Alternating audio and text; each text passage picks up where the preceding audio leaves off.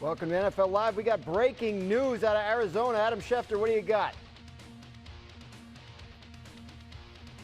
All right, Dan, moments ago, the Arizona Cardinals informed Kyler Murray that when the new league year begins, they intend to release him, barring a trade. He is guaranteed close to $37 million for this coming season, but he will be an unrestricted free agent. He can go where he wants. You could add Kyler Murray to the free agent pool. The Cardinals looked to find a trade partner in Indianapolis. There was not a team out there that was willing to make the deal. They informed him today that when the new league year begins next week, Kyler Murray will be released. All right, big news here to start NFL Live.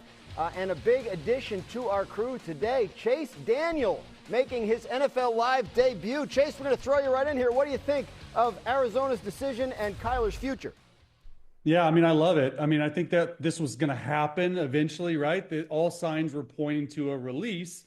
But when you look at Kyler Murray and you really break down his tape, it's been really inconsistent, really year to year, game to game. There's been times, Graz and Shefty, that he's played like a top 5 quarterback, and he strings us along for 2 or 3 games, and all of a sudden it's the old Kyler Murray, right? And I think that when teams are looking at this, you got to look at it from a monetary perspective, is that they're going to get a really good deal, right? Because Kyler can go somewhere for the league minimum, which is about $1.3 million.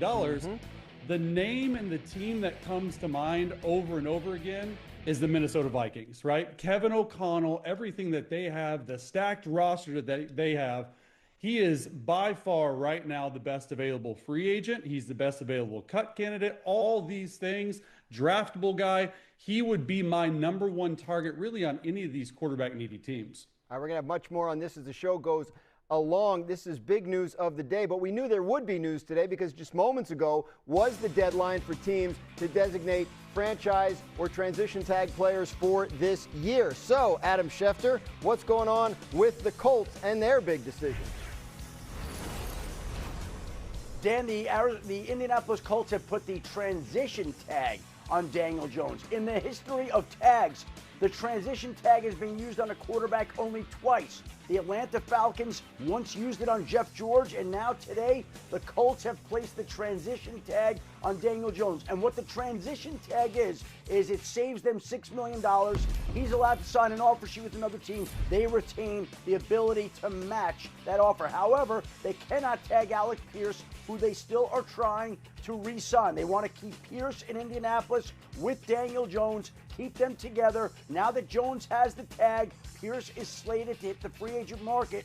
We'll see if Indianapolis can get anything done with him in advance to prevent him from becoming a free agent. And the New York Jets placed their franchise tag on running back Breece Hall, who would have had interest on the open market and now will be in New York on that franchise tag. It was placed on him today, the non-exclusive franchise tag, for over $14 million. They had trade interest in Hall last year. Again, right now they've decided to place him on a franchise tag. They still would like to try to sign him to a long-term deal. One player who did get to market today, Kenneth Walker, the Super Bowl MVP.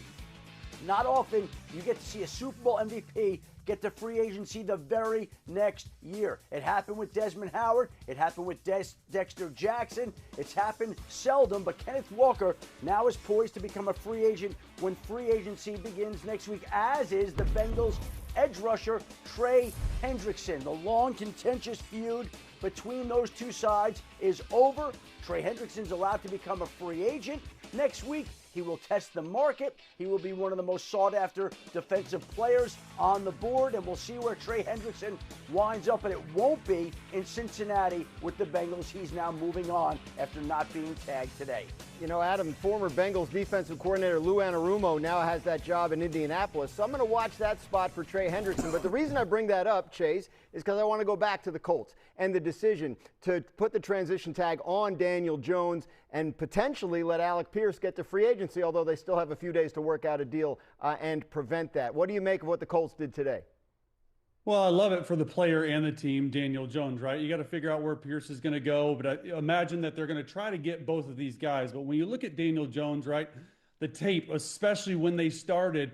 This is about where Daniel Jones's average per year should land, right? He's a 37, 38. Transition tag. They could have gone for the franchise tag. It would have cost them an additional $6 million. But now they have control because there is another team that can sign them to the offer sheet, but they will retain the ability to match any offer sheet that Daniel Jones signs. Trek, the Cardinals or the Browns or the Dolphins. So really the Colts are taking that calculated gamble by placing the more inexpensive transition tag on their starting quarterback. And of course, the reason it's a gamble is the difference between the transition tag and the franchise tag is I want to pivot, Chase, to Alec Pierce, who now stands to be an unrestricted free agent. Monday is the start of the legal tampering period. Next Wednesday is the start of the league year. Colts have between now and then to try and do a deal to keep him off the market. Why do you believe it's so important for them to do that? Well, the biggest reason is the fact that he can stretch the field vertically. Teams are in need of a wide receiver with the type of speed that Alec Pierce has.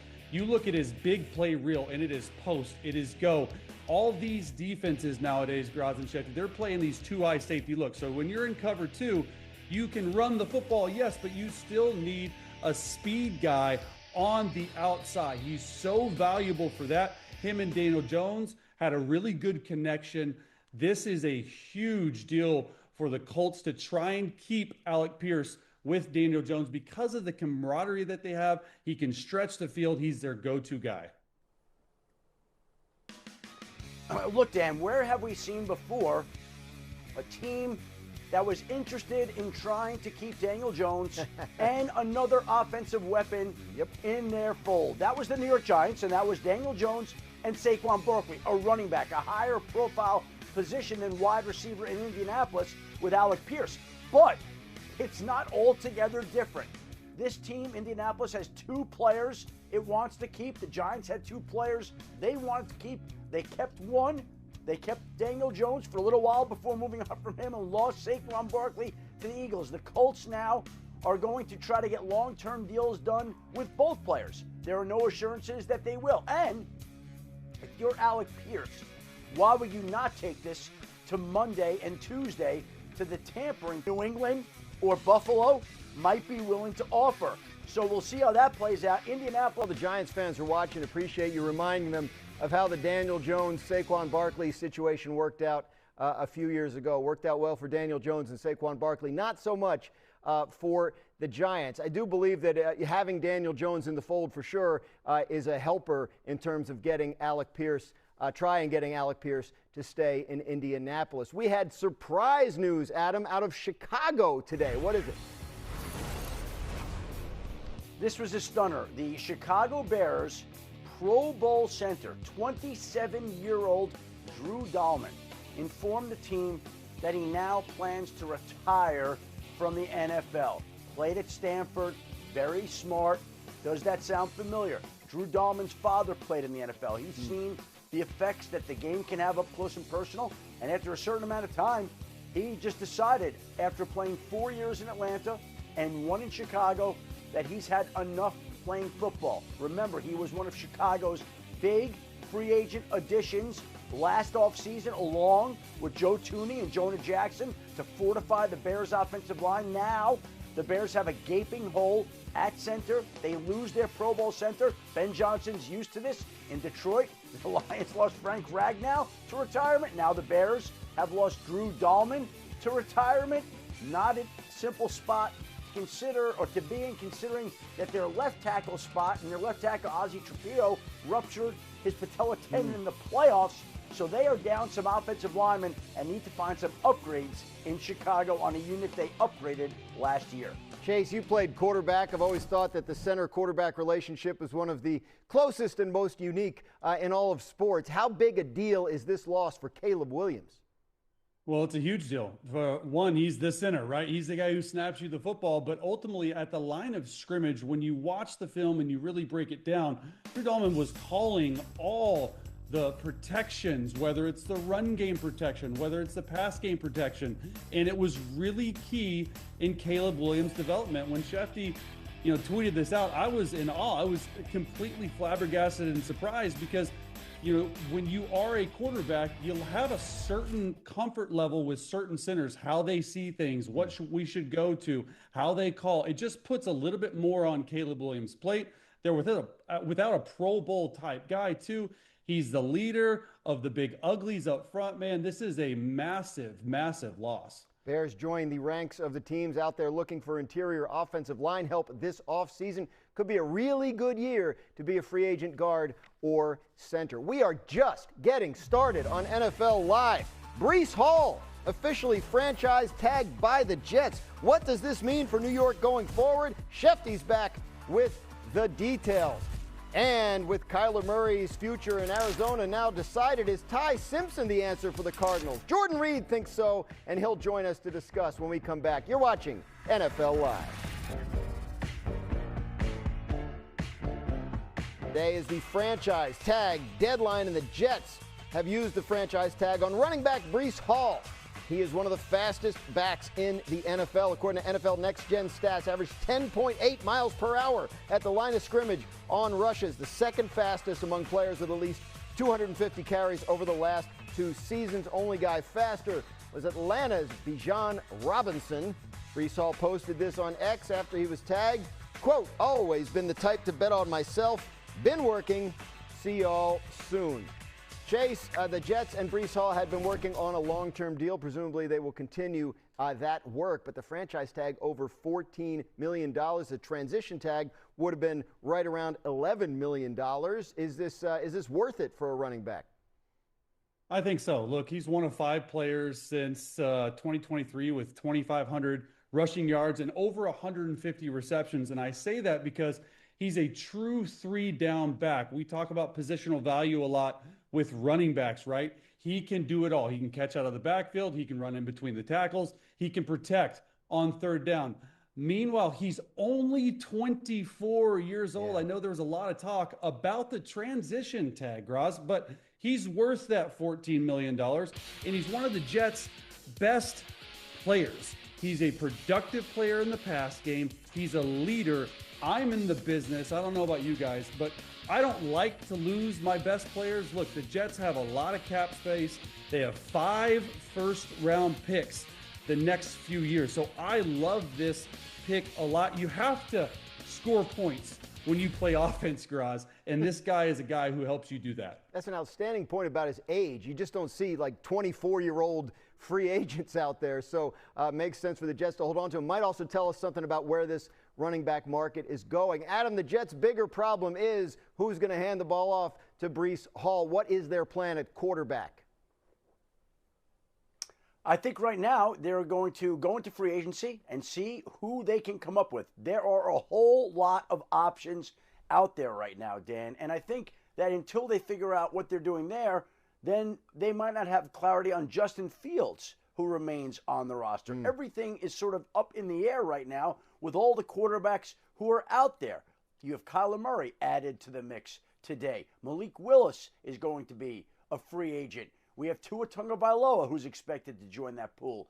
Again, we'll see how the Jets decide to handle it, what approach they take, but I think right now it's wide open and this still could go a lot of different ways. Yeah, I mean, look, this is the most important position in football, and it's something that the Jets have not been able to figure out. Look, you got to figure out the defense, but if you're going quarterback-wise, like I'm a Mizzou guy. Brady Cook went to the University of Missouri. I don't think he's the answer. I think you got to have a guy under Frank Reich like a Kirk Cousins or somebody of that nature to come in and actually play football at a extremely high level. You look at Marcus Mariota, he's out there as well too.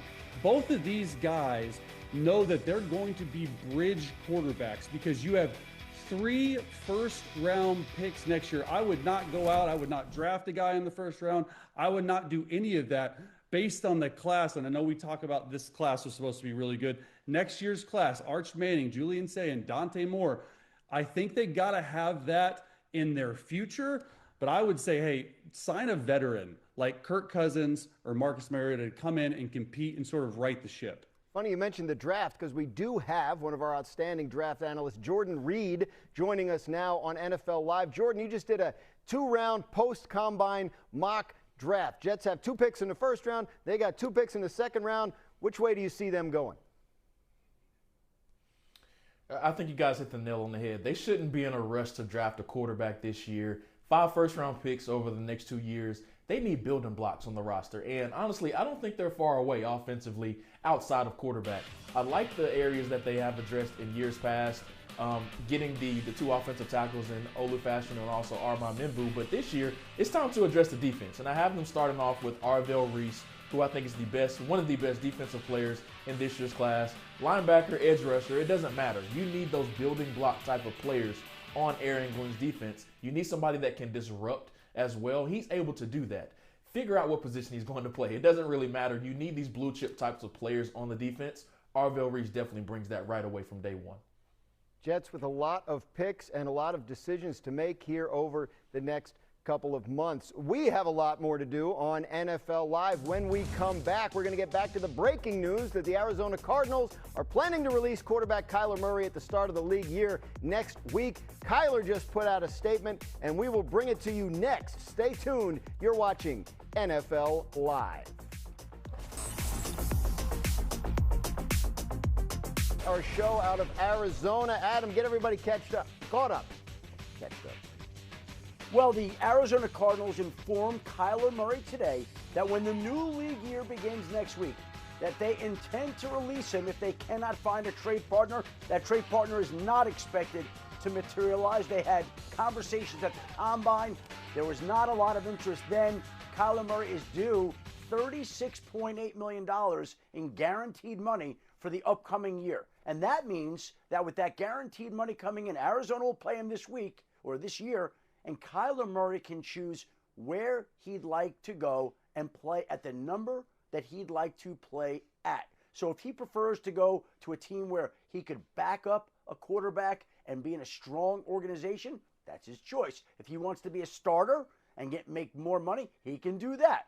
But Kyler Murray now is in the driver's seat. He is expected to have his freedom as of next Wednesday, 4 p.m. Eastern, when he will become a free agent and be allowed to strike a deal with another team, and he becomes the newest free agent quarterback available here, Dan. Of course, if he's still on the Arizona roster late next week, it would have had guaranteed money in 2027, so this move avoids that. Kyler Murray posted a goodbye to Arizona on X moments ago. He tweeted, quote, "To everyone that supported me and showed kindness to my family and I during my time in Arizona, from the bottom of my heart, thank you.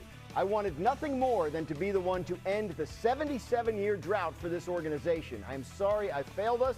I wish this community and my brothers nothing but the best. I am no stranger to adversity. I am prepared for whatever's next. I trust in God and my work ethic. I truly believe my best ball is in front of me, and I look forward to proving it. Godspeed."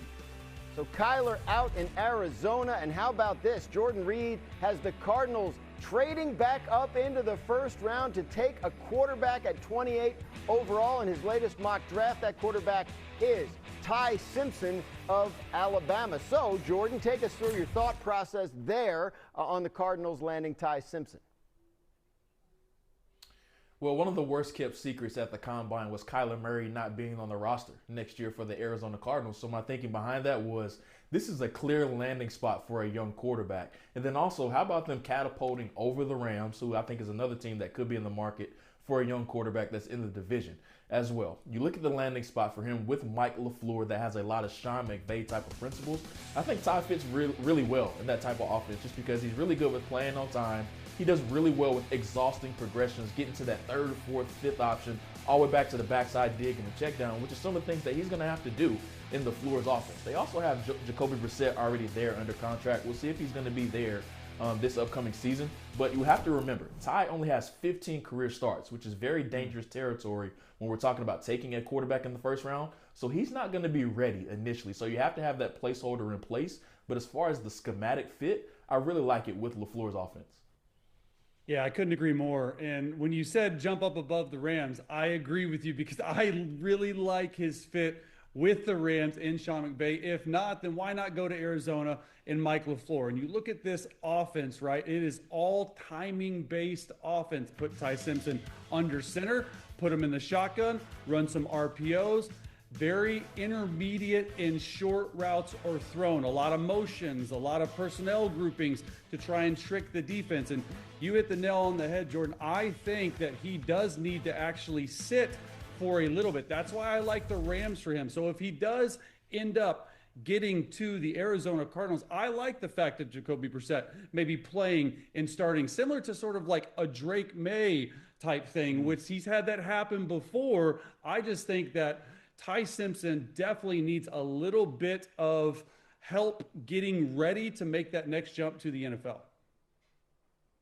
And Jacoby Brissett is just the kind of quarterback that you want around to tutor a young quarterback. He's somebody that many teams have gravitated to in the past. They'll continue to gravitate toward him in the future. He's made of the right stuff and the kind of guy you want on your 53-man roster and in your locker room. But the Cardinals still are expected to add to that quarterback room. Everybody knows that Mike LaFleur, brother of Matt LaFleur, who coached Malik Willis, maybe they're interested in Malik Willis. Maybe they want to wait. But they are expected to add another quarterback to that roster with Kyler Murray's departure. We'll see whether they decide to do it through free agency, a trade, the draft. They're going to have some options with the third overall pick in the draft. That's not quarterback range, but maybe they decide to parlay that pick into more picks in the 2027 draft that is so loaded with so many top quarterback prospects. Who knows? And if they do as Jordan suggested and end up with Ty Simpson, they're getting a guy that started out hot last year, had a rough second half, but maybe in position to turn it around if he lands in the right spot in the NFL. The deadline to put the franchise and transition tag on players passed about a half hour ago, so Adam Schefter, get everybody caught up with what happened, starting with the Jets and Breece Hall. Yeah, we're going to start with Breece Hall, Dan, and he got the franchise tag today. The Jets went back and forth about whether to do the franchise tag, the transition tag, and ultimately they had a sense that there would be some interest in Breece Hall around the league. They didn't want to lose him. They tried to work out a long-term deal. The long-term deal did not materialize, and when it didn't, they placed the franchise tag on him earlier today. He's locked into New York for the upcoming season. On the other hand, the Seattle Seahawks did not tag Kenneth Walker, the Super Bowl MVP. The Seahawks would like to extend Jackson Smith-Njigba and cornerback Devin Witherspoon and re-sign other players. There is a Super Bowl tax that is paid by any Super Bowl winner, and it makes it difficult to retain everybody. Now Kenneth Walker allowed to become a free agent. Also allowed to become a free agent, Trey Hendrickson, who bid goodbye to Cincinnati on Instagram just minutes ago with a message thanking the Houday Kingdom for its support over the years. Hendrickson now will become a free agent. He'll hit the market. He'll be one of the top defensive players available next week in the free agent pool, and he will be moving on from Cincinnati. However, right now it looks like it might be difficult for Daniel Jones to move on from Indianapolis. The Colts took the rare step of putting the transition tag on Daniel Jones. Not the franchise, but the transition. $6 million cheaper, and it gives them the ability to match any offer sheet that Daniel Jones might sign with another team. But in using the tag on Daniel Jones, the Colts could not tag wide receiver Alec Pierce, who's now allowed to become a free agent. And he is expected to be one of the more in-demand players in the free agent market next week. A lot of teams need wide receivers. You can see New England and Buffalo both being interested. However, Indianapolis is determined to try to keep Alec Pierce. They've been actively negotiating with him. We'll see if they can figure out a solution to keep him in Indianapolis, but they feel like the tag with Daniel Jones is a placeholder while they discuss a long-term deal, and they'd like to get Alec Pierce done as well. So two players who remain a top target for the Indianapolis Colts. Yeah, Alec Pierce led the league in yards per reception each of the last 2 years. Will be very interesting to see if he gets to the open market, how many teams pursue him. Chase, what do you think of this decision by the Colts to prioritize the quarterback and potentially risk Alec Pierce hitting free agency? Well, look, I played quarterback, and you guys know the most important position in football is the quarterback, so I do like it. I think that they could probably get a deal done with Alec Pierce, but when you are prioritizing Daniel Jones, that says a lot against offense. And look, the first 7 or 8 games, Daniel Jones could not miss. He was the story of the NFL. The first 8 games tape was excellent, right? They lost 3 straight, but Daniel Jones was always worth an extension. I like the fact that it's a transition one, because now the player can go out and try to figure out what the market is, so the team, the Colts, don't have to overpay if you do put a franchise tag on them. Hey, Daniel, go out and see. The one team, though, guys, I would be extremely scared of is the Minnesota Vikings, who need a quarterback desperately. That's going to be interesting to actually figure out what happens there. And, Jace, I think that's the one team that would be on the Colts' mind. The issue is, though, the Vikings are cap-strapped right now. They've got a lot of financial issues. They're obviously looking right now to deal Jonathan Grenard, their Pro Bowl pass rusher. Not easy to fit a contract like Daniel Jones into your salary cap. However, it's the quarterback position, and you do what you have to make that position work. But that was part of the Colts' thinking today in putting the transition tag on him. They retain the ability to match any offer sheet that he signs with any other team, whether that's Minnesota or not, and the NFL has banned the use of poison pills. So if Minnesota or any other team wanted to try to get creative to come up with some clause that would prevent that team from getting Daniel Jones back to the Colts, that's not allowed anymore. And so it's set up for Indianapolis to still be in a position to keep Daniel Jones in Indianapolis. Jordan, I want to go back to Alec Pierce for a second. Colts don't have a first-round pick, result of the Sauce Gardner trade, but your latest mock draft was 2 rounds. Do you have a receiver that would work for them if they wait till the second round to do it? Yeah, I definitely think the great thing for the Colts this year and what their line of thinking is they actually have a set price. Maybe it's 25 to 28 million, but if it goes anything over that, I think they may get a bit priced out for that. But the great thing for them is this is a great draft for those big boundary X receivers that can get vertical down the field. I'm thinking of a Chris Brazil out of Tennessee. He's one name that definitely comes to mind. Ted Hurst out of Georgia State is another name that comes to mind. But also Malachi Fields out of Notre Dame. I definitely think he slots well into this offense as well. So I definitely think the Colts have a set price that they're willing to go to. But also Chris Ballard's line of thinking could be that this is a great draft to replace Alec Pierce, especially if they want to get that big X vertical receiver that can play on the boundary and get vertical. All right, when we come back on NFL Live, we're going to continue to dig into Jordan Reed's latest mock draft. Another team that could be looking to find a receiver in this draft could be Patrick Mahomes' Chiefs. Find out who Jordan likes for them in the first round when we come back on NFL Live. Reed released a 2-round mock draft today, and it's full of surprises, but no surprise for Las Vegas at the top, as he has the Raiders taking Indiana quarterback Fernando Mendoza. Jordan, let's start there. You came out of the combine convinced this was the pick? Yeah, I mean, it makes complete sense just because they need a quarterback in Las Vegas right now. But also Fernando Mendoza, I think he is the best in this year's class. Resiliency is one word I would use to describe him, just because think of all the big-time moments that he was able to overcome in this year's season. The big moment going into Oregon, the big hit against Ohio State, and then also the big hits that he took in the national title game against Miami. Those are the big moments that he was able to overcome, Chase. Yeah, I mean, this is a no-brainer for me whatsoever. We know Fernando Mendoza is going #1 overall. I believe him and Clint Kubiak will be an excellent team. Get him under center. He was 98% in the shotgun at college. That's something you have to watch, but the fit between Kubiak and Mendoza makes a lot of sense, a lot of shifts, a lot of motions. Mendoza's easily the smartest quarterback out there in this class. I like that pick. All right, after Mendoza at 1, Jordan's got defensive players going with each of the next 4 picks. You got Arvell Reese going to the Jets at 2. Tell us what you were thinking with the Cardinals at 3. Yeah, guys, we're going to see a lot of defensive players come off of the board very quickly. And I have Texas Tech defensive end David Bailey going at #3 overall to Arizona. They need that defensive building block opposite of Josh Sweat. I think both of them fit really well together in that 3-4 scheme that they employ out there. So I really like what he adds to that defense. I think it would be a great pairing just because of the explosiveness that he brings to the table. 14.5 sacks. He was one of the most disruptive defensive players in the entire country this past season. Moving on to the Tennessee Titans, I go with Ruben Bain, the defensive end out of Miami. a pillar piece that Mario Cristobal just talks about emphatically during his time there. Yes, I know the arms came in at sub 31 inches, but I don't care. Everybody knew that he already had short arms, and he still was able to go out and be one of the most productive defensive players in the entire country. Everybody knew that he was one of the best players on the defense, and he still was. If you think about it, John Harbaugh loves somebody in the middle of that defense, going back to his... Jordan, I love the pick. I love the combine they have, but what about the offense? We need help offensively. The offensive line was the 8th worst in terms of pressure percentage last year, and the Giants receivers only caught 9 touchdowns. Get somebody else outside of Malik Neighbors, maybe a lemon, a playmaker for Jackson Dart, in my opinion.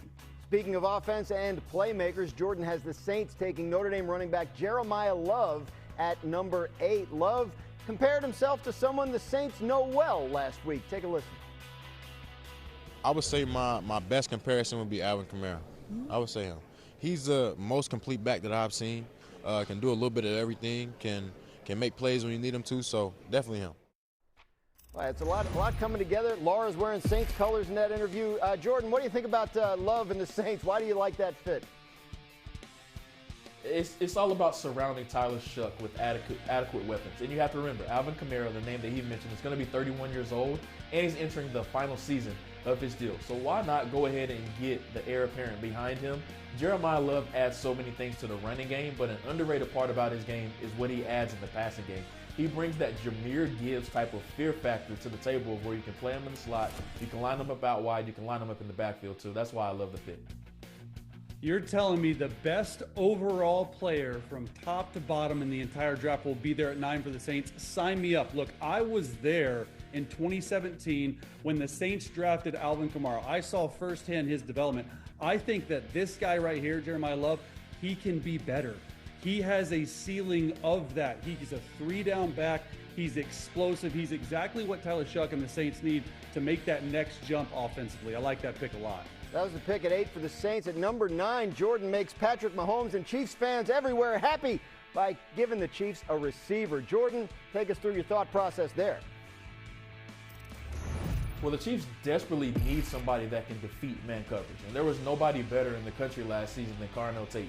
I really like Carnell Tate in this Kansas City offensive scheme just because of the explosive factor, especially the down the field factor that has been missing from the Chiefs offense, especially since Tyreek Hill has been gone. Honestly, they haven't had that down the field weapon that they can consistently go to. Carnell Tate, in my opinion, he's not as productive as this guy coming out, but the player that he reminds me of is Devontae Smith when he was coming out of Alabama. That long, slinky build that can really take advantage of defenses down the field. Put him opposite of Rashee Rice. I like it. I was with Andy Reid for 3 years. He loves to get his playmakers in space. I agree with you totally. Find a way to defeat man coverage because teams this past year, they're coming up and saying, we're going to play press man-to-man. You don't have anyone that can beat man-to-man coverage. You get all those guys, plus maybe a Travis Kelce back, plus maybe somebody else at a running back in the free agent market. The Chiefs are retooled offensively, and you still have the best player in the world at quarterback in Patrick Mahomes. You know, Chase, a guy who might fit for the Chiefs at running back is the untagged Kenneth Walker, who could be headed to free agency next mock. See if we can find his replacement. Jordan thinks this guy can be even better than Walker was in Seattle. Stick around to find out who it is. News-packed NFL Live today. Adam Schefter, take us through some of the big stuff, starting with Kyler Murray.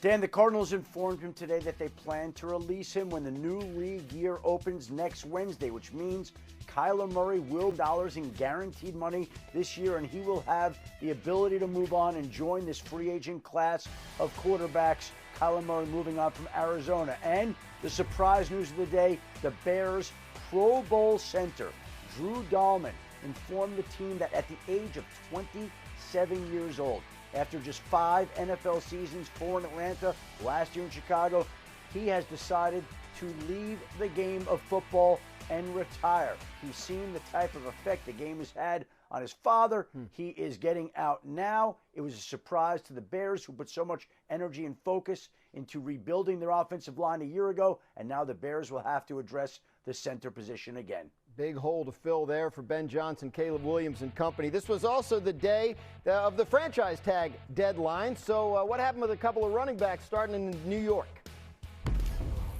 Different results for different running backs, Dan. The New York Jets put the exclusive or non-exclusive franchise tag on Breece Hall, who now obviously will be locked into the Jets this year. Jets have been hoping to get a long-term deal done with him.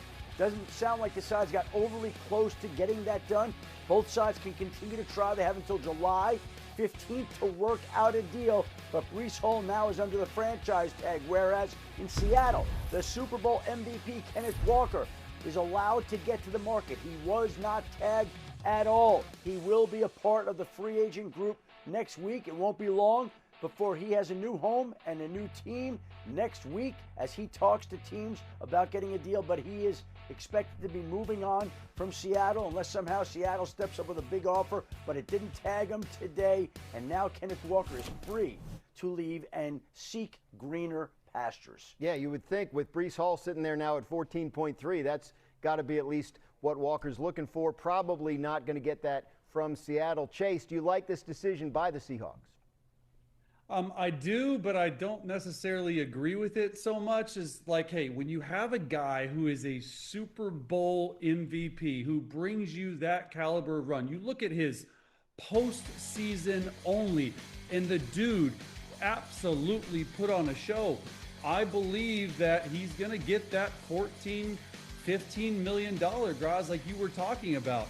But you look at the Seahawks, and they're prioritizing re-signing JSN. They're prioritizing re-signing Witherspoon, which they need to do. And ultimately, right, Shefty, like, for me, it's Sam Darnold is going to be up as well, too. You can't pay everyone.